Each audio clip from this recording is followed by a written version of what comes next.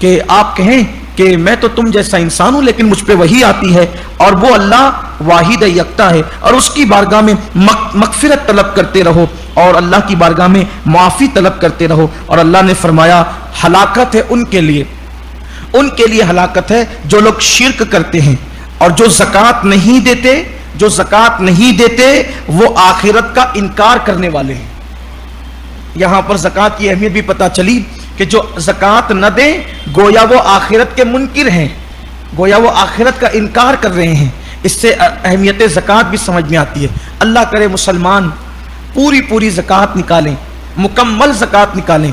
देखिए हमारे सेठ लोग ज़कात तो देते हैं, मालदार तबका ज़कात तो देता है लेकिन पूरी नहीं देता, इल्ला माशाल्लाह बहुत सारे लोग पूरी नहीं, घाल मेल कर देते हैं उसके अंदर। हालांकि हिसाब लगाकर एक एक पैसे की ज़कात निकालो और हो सके तो कुछ ज्यादा निकालो, क्योंकि अल्लाह ने दिया है पूरा और उसमें से सिर्फ 2.5% निकालना है, बस उससे ज्यादा तो निकालना नहीं है। उसमें भी लोगों की जान पे आता है, लेकिन उनका फिर हाल क्या होता है? जो पूरी ज़कात नहीं देते, या तो माल चोरी होगा, या तो कोई हड़प कर जाएगा, या तो कोई लेकर भाग जाएगा, या तो कोई खा जाएगा, या तो आग लगेगी। यही सब फिर होता रहता है, परेशान रहते हैं। इसलिए मुसलमान, जो भी मुसलमान खुश दिली के साथ पूरी ज़कात निकाल दे, इंशाअल्लाह तबारक व तआला उसका माल ना जलेगा ना डूबेगा, वो अल्लाह के किले में महफूज होगा। यहां मुझे एक छोटा सा वाकया याद आता है।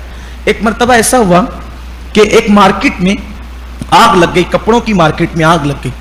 जब कपड़ों की मार्केट में आग लगी तो किसी ने आकर जो साहिब दुकान थे उनसे कहा कि कपड़ों की मार्केट में आग लग गई है। उन्होंने कहा रात का वक्त अब करें तो क्या करें। बहरहाल उन्होंने कहा कि ठीक है सुबह देखा जाएगा। सारे लोग दौड़ते भागते मार्केट पहुंचे, लेकिन ये सुबह कह करके सो गए। आसान नहीं होता इतना पुख्ता यकीन। लेकिन जब सुबह पहुंचे तो दाएं तरफ की दुकान भी जली हुई थी, बाएं तरफ की दुकान भी जली हुई थी, और इनकी दुकान मुकम्मल तौर पर महफूज थी। इधर भी जला है, इधर भी जला है, और इनकी लोग हैरान थे। जब ये तशरीफ लाए तो लोगों ने कहा हैरत है, और आप अब सुबह आए हैं जबकि सब जल चुका है। तो उन्होंने कहा मेरे नबी का फरमान है कि जब तुम अपनी पूरी ज़कात दे दोगे तो तुम्हारा माल अल्लाह के किले में महफूज हो जाएगा, न पानी में डूबेगा, न वो जलेगा, न उसको कोई लेके भाग सकेगा। तो कहा मैंने पूरी ज़कात अल्हम्दुलिल्लाह अदा कर दी थी। मुझे अपने नबी के फरमान पर यकीन है कि सबकी जल सकती है, लेकिन जो ज़कात दी हुई है उसको कोई आग जला नहीं सकती। अरे जब ज़कात देने वाले को जहन्नम की आग नहीं जला सकती, तो जिस माल की ज़कात अदा कर दी गई उसको दुनिया की आग कैसे जला सकती है? तो ये यकीन भी होना चाहिए। ज़कात का निज़ाम इतना खूबसूरत निज़ाम है कि अगर मुसलमान अपनी ज़कात सही तौर पे अदा करें तो कोई मुसलमान गरीब नहीं बचेगा। मेरे आका अलैहिस्सलातु व तस्लीम ने फरमाया कि मेरी उम्मत पर एक वक्त ऐसा आएगा कि लोग ज़कात की रकम लेकर के चलेंगे और यमन से मदीने तक या मदीने से यमन तक जाएंगे, लेकिन उनको कोई ऐसा गरीब नजर नहीं आएगा कि जो ज़कात लेने के काबिल हो। और ये दौर सैयदना फारूक आजम के दौर में आया। ज़कात का ऐसा सिस्टम और निज़ाम कायम किया फारूक आजम रदी अल्लाह ताला सहाबा किराम ने कि कोई गरीब नहीं रह गया था। आपको हैरत होगी इस बात पर कि मुसलमानों की हुकूमत में अल्लाह अकबर ये निज़ाम और सिस्टम था कि ना चोर नजर आते थे और ना ही भिखारी नजर आते थे।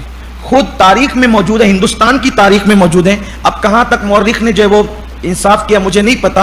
मौर्रिखीन लिखते हैं कि शाहजहां के दौर में हिंदुस्तान में अंग्रेजों ने एक वफ्द भेजा कि जाओ जरा हिंदुस्तान के हालात का जायजा लो कि हिंदुस्तान के हालात क्या है। तो उन्होंने पूरे हिंदुस्तान की जो सर्वे रिपोर्ट पेश की तो उसमें यह पेश किया कि शाहजहां की हुकूमत के अंदर न हमने हिंदुस्तान में किसी चोर को देखा और न ही किसी भिखारी को देखा भीख मांगते हुए। यह सिस्टम था इस्लाम का सिस्टम। इस्लाम ने जैसे चोरी को पसंद नहीं किया, वैसे ही इस्लाम जो है वो भीख मांगने को भी पसंद नहीं करता। इस्लाम नहीं चाहता कि कोई भीख मांगे। तो हम एक दूसरे को इतना मजबूत करें, कैपेबल करें। और ज़कात में समझता हूं मुसलमान, हिंदुस्तान के मुसलमान तकरीबन 25-30 करोड़ मुसलमान अगर अपनी सही ज़कात निकालें तो हमारी ज़कात अरबों खरबों में निकलेगी। और वो अगर यहाँ के मुसलमानों को अरबों खरबों की ज़कात अगर मुसलमानों में तकसीम हो तो कितना अच्छा होगा। और मैं कहता हूं कि एक आसान सिस्टम है कि हर अमीर सिर्फ अपने रिश्तेदारों को मालदार बनाने का प्लान कर ले कि मेरे रिश्तेदारों को मैंने कैपेबल करना है। आप देखिए चंद सालों के अंदर निज़ाम बदलेगा, लेकिन ऐसा नहीं होता। लोग निकालते भी नहीं सही तौर पे। जो निकालते हैं वो कितना बांटते हैं पता है? 50-50 रुपया बांटते। 100-100 रुपया बांटते। ये है लोगों का ज़कात निकालने का अंदाज।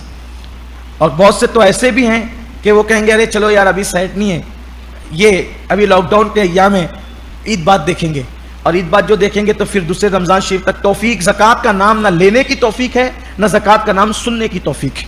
ये हालात। और क्यों भाई, क्यों सेट नहीं, हालात खराब हैं। आप ईद के कपड़े तो बराबर बना रहे हो, जूते चप्पल तो बराबर खरीद रहे हो, अफ्तारी तो आपके घर में रोजाना एक से एक आइटम आ रहे हैं, सब चीजें आ रही है, सिर्फ गरीबों का हक नहीं निकालना है, बस उसके लिए कोई बहाना चाहिए। याद रखिए मुसलमानों, बराबर ज़कात निकालो। बल्कि कुरान कह रहा है कि ज़कात न निकालने वाले गोया आखिरत के मुनकिर हैं, आखिरत का इनकार करने वाले।